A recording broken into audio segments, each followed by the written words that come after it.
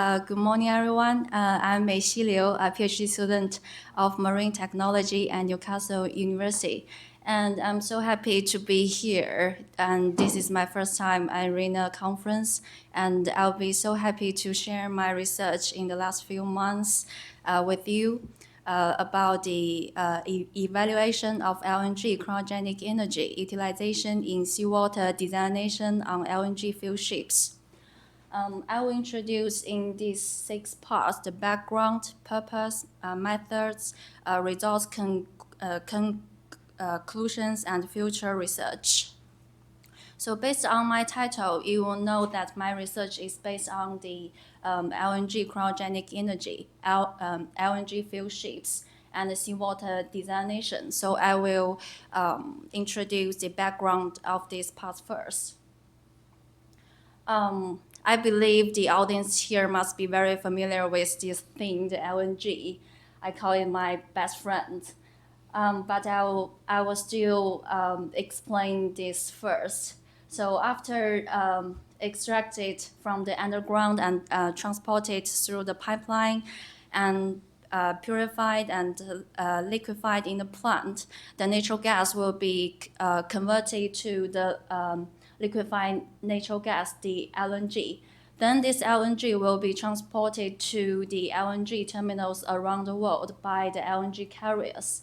Then we can use this LNG. For example, the LNG could be converted to the natural gas again for our life, like cooking. Or we could use it as a fuel, like for a ship or the trucks. Then why we use it as a fuel? So in 1997, some researchers found that the LNG could be used as a fuel because of its very low emissions and friendly to the environment compared to other fuels. Like compared to the HFO, MDO, MGO, the LNG has very low carbon dioxide emissions and very little nitrogen pollutions and zero sulfur pollutions. So in the ship markets, the LNG fuel ships present a very popular trend. Like as reported by the DNV company in 2015, there are 63 LNG fuel ships in operation and 76 on order. And I suppose in this year, the number will be twice. And around the whole world, the European country are the main manufacturers and the main consumers. Now let's see how the LNG works as a fuel. So after the LNG exported from the LNG terminal or the LNG fuel ships, it is converted to the natural gas for the engine. In the heat exchangers, we call it vaporizer. And during this process, there are a large amount of heat released from the heat exchanger. So we want to recover this cryogenic energy for other uses on board to save the energy, like the cold storage, power generation, and seawater desalination.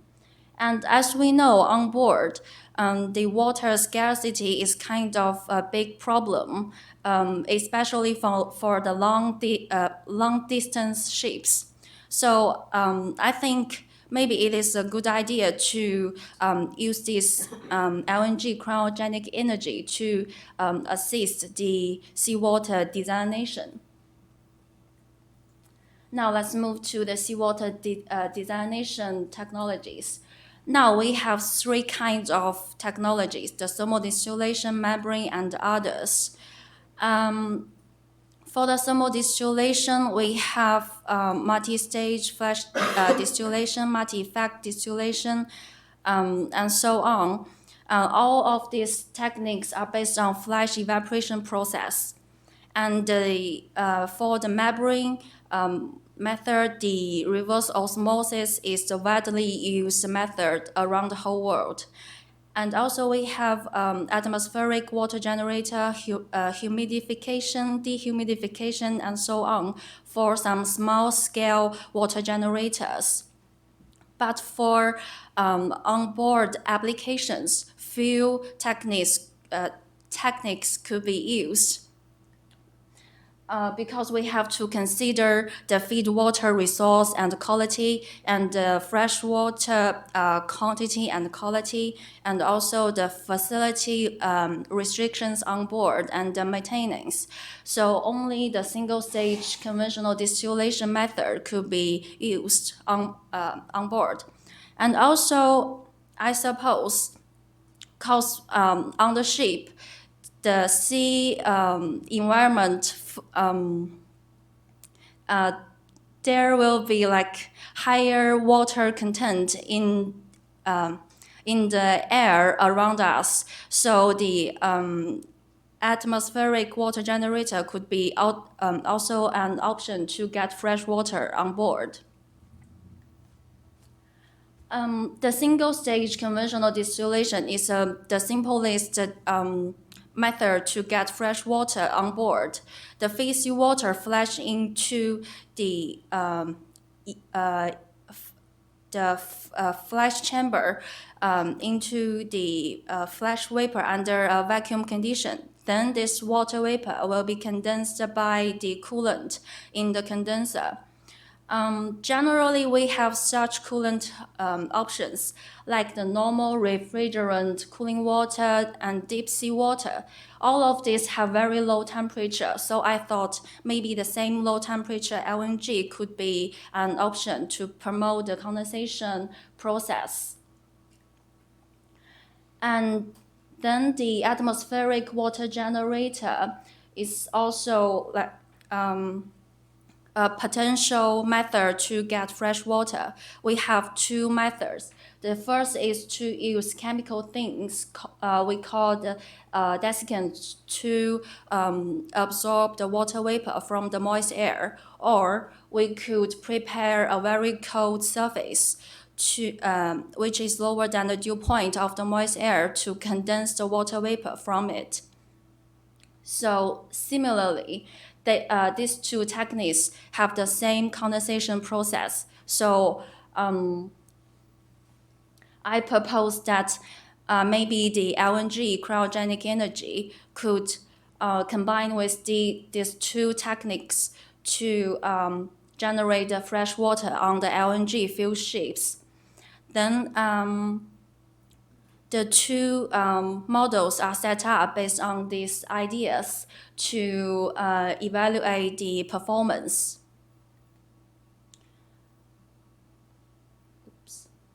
So the two systems are symbolized as these two.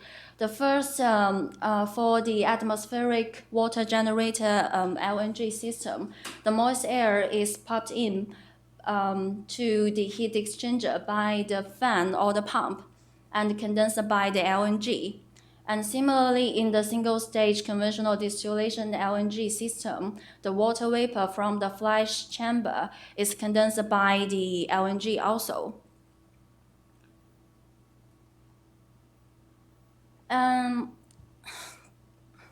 Then the two models are set up in the Siemens software. I designed a same heat exchanger, which is called plate channel heat exchanger. It consists of many plates with the small channels on each plate. Then the moist air and the water vapor could flow between the plates. And at the same time, the LNG flows through the little channels and transfer the heat. In this process, there will be heat conduction and heat convection happens. Before to evaluate the performance of the two systems, the the two models have to be evaluated by the experiments. So I found a paper about the condensation process in experiments, and the errors between my model and the paper are less than 8%. So I believe that my model could be used to predict the performance of the two systems. So first, in the atmospheric water generator LNG system, I use this to predict how the water content and the air velocity influence the water production and the cryogenic energy recovered amount. And from these two figures, we can clear to see that with the higher air velocity and higher water content, the freshwater production is more, and also the cryogenic energy could be recovered more. And also the lower temperature LNG presents the best performance. Similarly, in the single-stage conventional distillation LNG process, with a higher mass flow rate of water vapor, the fresh water production and is produced much more, and also the cryogenic energy recovery amount. Then I, after predict these performance, I applied the two systems with the real data. First, for the atmospheric water generators LNG system, I select the Singapore climatic conditions because the Singapore is a tropical city with a very high relative humidity, like 84%. So compared with the cooling water system, the freshwater production is at least 40% higher than the cooling water, and 8.5 kilowatts LNG cryogenic energy could be recovered from this process. And then in the single stage conventional distillation LNG process, I applied it with the an LNG filled cruise ferry at a speed of 22 knots and LNG average flow rate of 0.875 kilograms per second. Compared to the cooling water, the water production of this system is twice than the cooling water system, and about 155 kilowatts LNG cryogenic energy could be recovered.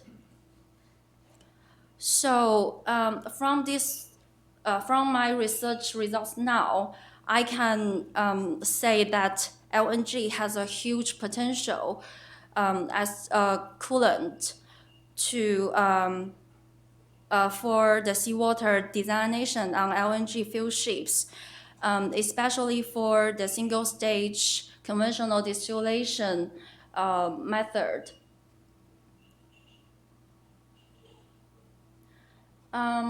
But this is all this research is based on the simulation area.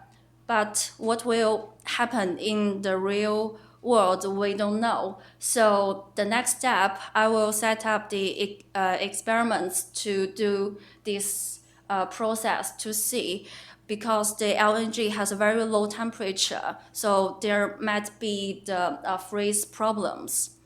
So and also the heat exchanger configuration, like the design or the material, will also influence the whole the system performance.